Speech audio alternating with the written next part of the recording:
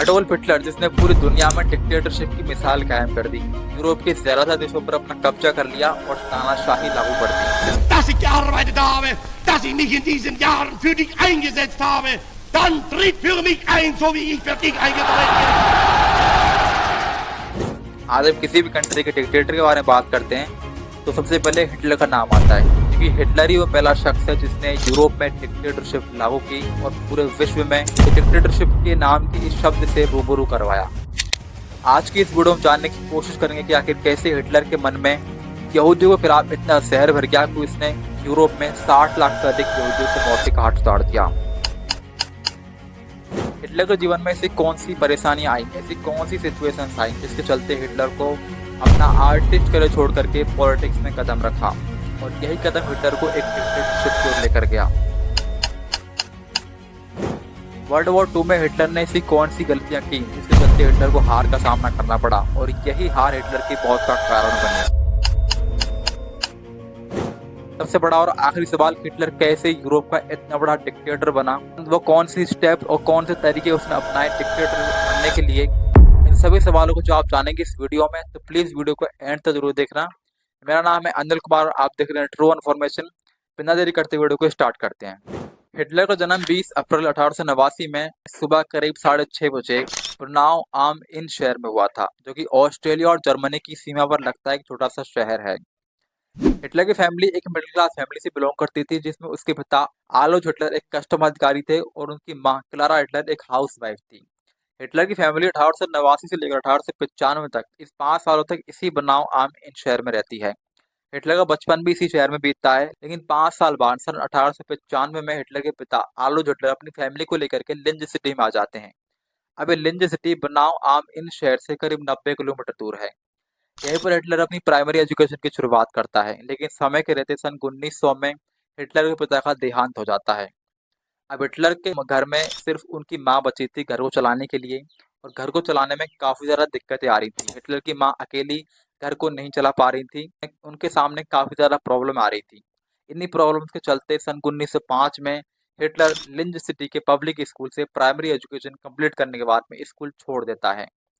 हालांकि हिटलर हमेशा पढ़ाई में एवरेज रहा था, उसका इंटरेस्ट कला के क्षेत्र में था, वो अपने जीवन में एक आर्टिस्ट बनना चाहता था। लेकिन समय के साथ सन 1907 में हिटलर की मां का भी देहांत हो जाता है। अब हिटलर के सर से मां और पिता दोनों का साया हट चुका था। हिटलर को समझ में नहीं आ रहा था कि वो आगे क्या करे, वो अपने जीवन को किस तरीके से आगे बढ़ाए। लेकिन इसी के चलते हिटलर सोचता है कि ना आर्टिस्ट करियर को आगे बढ़ाया जाए, इसी में आगे पढ़ाई की जाए। इसी के चलते हिटलर सन 1907 में लिंज सिटी को छोड़ करके वियना में आ जाता है। वियना जो कि ऑस्ट्रेलिया में ही है, लिंज सिटी से करीब 150 किलोमीटर दूर है। यहाँ पर आने के बाद हिटलर कई स्कूल और कॉलेजेस में दाखिला लेने की कोशिश करता है कि उसे आगे की पढ़ाई के लिए कहीं ना कहीं दाखिला मिल जाए, लेकिन हर जगह ट्राई करने के बाद में उसे कहीं भी दाखिला नहीं मिलता। हर जगह ट्राई करने के बाद में उसे हर जगह से रिजेक्ट कर दिया जाता है। अब इसी के चलते हिटलर सोचता है कि ना घर से ही शुरुआत की जाए। वो घर पर ही पेंटिंग्स बनाता और उन्हें बाजार में जाकर बेचता। हिटलर ने ऐसा काफी दिनों तक किया, लेकिन ये आर्टिस्ट करियर उसका जरा दिनों तक नहीं चल पाया, क्योंकि 1907 से लेकर 1913 तक इन 5 सालों में कई एंटीसेमिटिक विचारधाराओं ने हिटलर के मन को काफी ज्यादा प्रभावित किया। और इसी विचारधारा के चलते हिटलर ने अपना आर्टिस्ट करियर छोड़ करके पॉलिटिक्स में कदम रखा, जिनमें से प्रमुख है वियना में बढ़ता राष्ट्रवाद। उस टाइम पे कई एंटीसेमिटिक विचारधारा यानी एंटीसेमिटिक दल यहूदियों के खिलाफ जमकर विरोध कर रहे थे, यहूदियों के खिलाफ रैलियां निकाल रहे थे। और इनमें से प्रमुख व्यक्ति गास्टव लेडो एंड कर्ट अर्नेस्ट, ये 2 व्यक्ति अपने पत्रों के माध्यम से, अपने भाषणों के माध्यम से वियना सहित पूरे यूरोप में यहूदियों के खिलाफ जमकर नारेबाजी कर रहे थे। ये यहूदियों के खिलाफ जमकर लोगों में जहर भरने का काम कर रहे थे।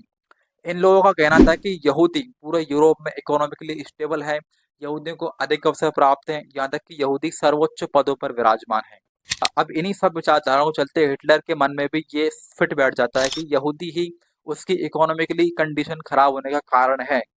और इन्हीं 5 सालों में एंटी सेमेटिक विचारधाराओं के चलते हिटलर अपना आर्टिस्ट करियर छोड़ करके अब पॉलिटिक्स में जाने की नींव रख चुका था।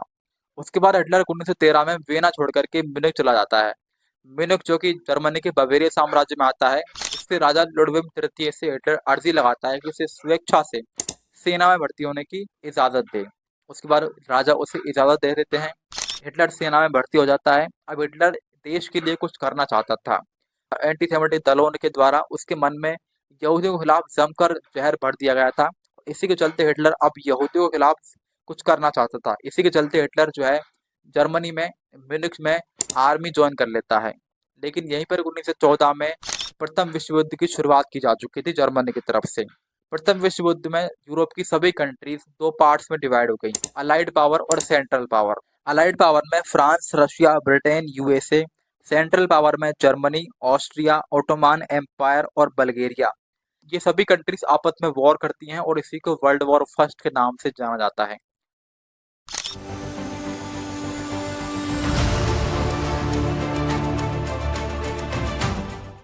हालांकि हिटलर भी जर्मनी की तरफ से इस वॉर में शामिल था, जिसकी तैनाती बेल्जियम में की गई।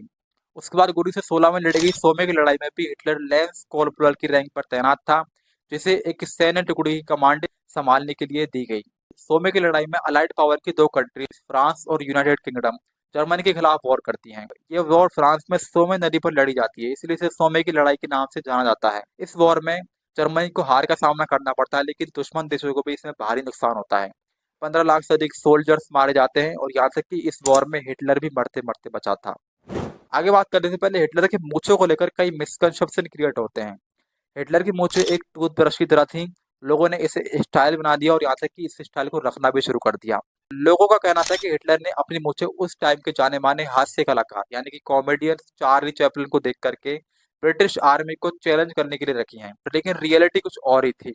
1918 में बेल्जियम में फिर से हिटलर ही दुश्मन देशों का सामना कर रहा था।